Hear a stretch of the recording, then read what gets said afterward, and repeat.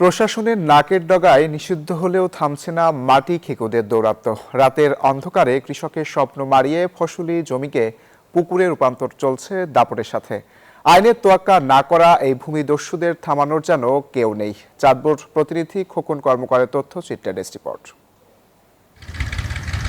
চাঁদপুর সেচ প্রকল্পের বাঁধ নির্মাণের পর এই এলাকায় আবাদি জমির পরিমাণ ছিল ২৮,০০০ হেক্টর, কিন্তু আবাসন আর অবৈধ মাটি কাটার থাবায় তা এখন নেমে এসেছে মাত্র ১৫,০০০-এ।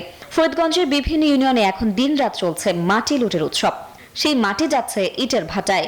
আমরা এই সম্পূর্ণ মাটিগুলো যেতে আছে, জায়গা জমিটা সব ধ্বংস করে দিতে আছে। এই সম্পত্তিটা নষ্ট করতে আছে, এগুলো অ্যাকচুয়ালি কৃষকেরা না বুঝি না শুনে করতে আছে। ওই যে মাটি কাটি লয়ে যেতে আছে, সম্পত্তিগুলো সব কমে যেতে আছে।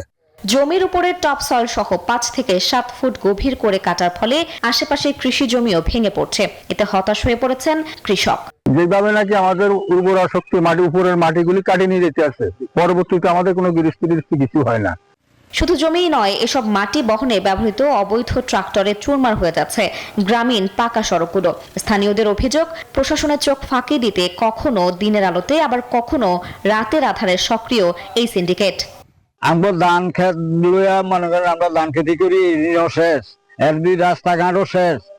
আমগো পুষ্কুনি কিনে দি মনে করেন বাড়ি করছে, সেই বাড়ির তলি রাস্তা হুদ্দায় ভাঙিয়ে যাইতে কিনা। প্রত্যেকটা ব্রিকফিল্ডের মালিক, ওনাদের শক্তি এতই বেপরোয়া, এত শক্তিশালী যে কোনো কৃষক ইচ্ছা করলে বাধা দিয়ে এই মাটি খনন বন্ধ করতে পারে না। তারা দিনের বেলা প্রশাসনের হস্তক্ষেপ থাকলেও রাতের আধারে তারা বিপুল পরিমাণ গ্রুপ দিয়ে তারা এই মাটি খনন করে দীর্ঘদিন আসছে।